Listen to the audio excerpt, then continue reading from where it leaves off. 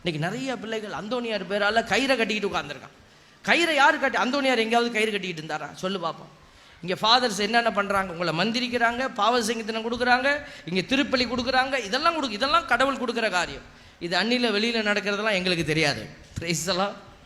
நீ போய் அந்தோனியார் திருத்தலத்தில் நான் கயிறு வாங்கி கட்டிக்கிட்டேன்னா அதுக்கு அந்தோனியார் பொறுப்பு அல்ல.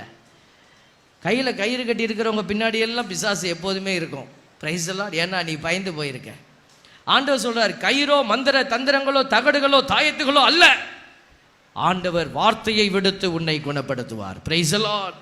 நீ அந்த வார்த்தையை நம்பின பிள்ளையா மாறுறீன்னா கையில் இருக்கிற காலில் இருக்கிற கயிறு தூக்கி விட்டாரு, ஆண்டவர்கிட்ட முட்டி போடு, கை வைத்து ஹல்லேலூயா ஹல்லேலூயா ஹல்லேலூயான்னு சொல்லிக்கிட்டே இரு. உனக்கு ஒண்ணுமே ஜெபிக்க தெரியலனாலும் பரவாயில்ல, இந்த வார்த்தையை மட்டும் சொல்லி கையை வைத்து துதிங்களேன் பார்ப்போம்.